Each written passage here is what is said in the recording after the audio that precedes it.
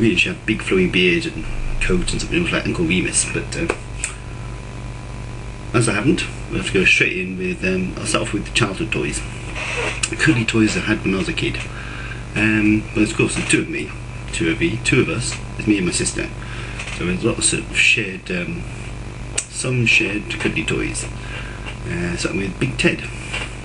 Now, my parents have got a photograph of me sat on the sofa with Big Ted. I must have been about that high, because that's how high Big Ted is. And he was as big as me on the sofa. He had a little black mark on him, which was meant to be from something to do with the coal bin. It's hard to say how. It must be some sort of scorch mark really, because it doesn't come off. So if it's coal dust, it would have come off by now. Anyway, yeah, Big Ted was the big toy. He was the what was it? Like king of the cuddly toys. We didn't do a great deal. We just sat him down and most of the time. Apart from that, there was Yum Yum. How do we explain Yum Yum? Yum Yum isn't a cuddly toy. Yum Yum's actually a doorstop.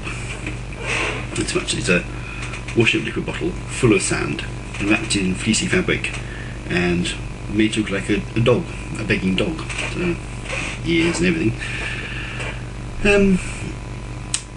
But despite that, I did actually like him a lot. So much so that I rubbed all his fur off, so he had to be re-furred at one stage. He's still got most of his new fur. But yeah, it's good for when you got the babysitter around, because nothing else, Yum Yum was heavy, and he did make a great mess of some of people's. Well, if you get a babysitter and think, right, play with the babysitter, it was Yum Yum on the foot, and yeah, that was not a nice thing to do. As I look back to it, watching the babysitter hopping around the room going ow ow ow, or words to that effect. He was good. Yeah, and then there was Febby. Febby wasn't mine, it was my sister's. He started off as a normal teddy bear, and then he went to the animal hospital, he went to the toy hospital, and he came back a polar bear with movable arms and legs, which he didn't have when he went in. Neither me and Kath noticed that he could now move his arms and legs. But yeah, so we don't really all that observant when we were kids in that case. That's the main ones when we were kids. There are loads of other little bears and clangers and all sorts of things, but they were the main ones.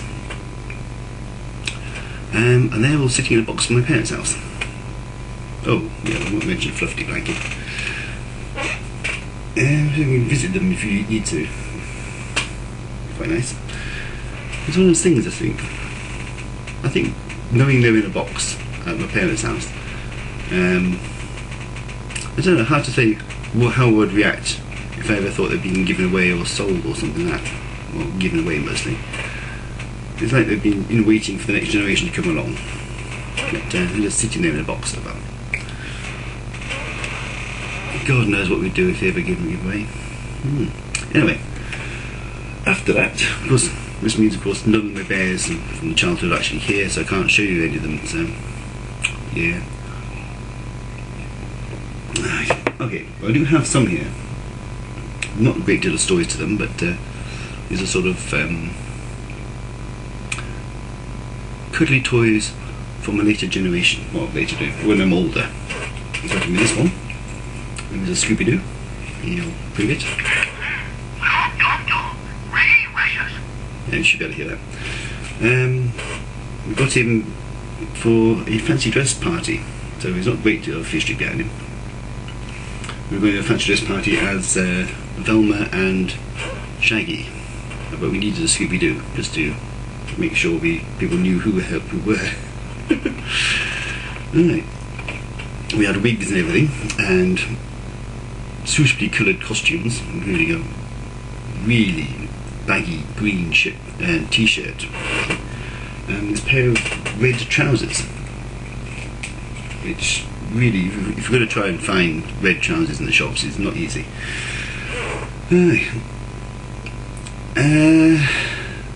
Yeah, so we went to the party, and everybody knew who we were. It was him. But he spends most of his time on a shelf nowadays, sitting there doing this stuff. This is a panda. As you can tell, we've got his label on still.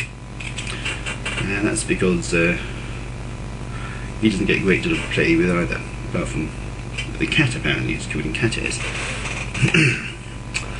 Right, and here's a raffle prize. We're into the raffle.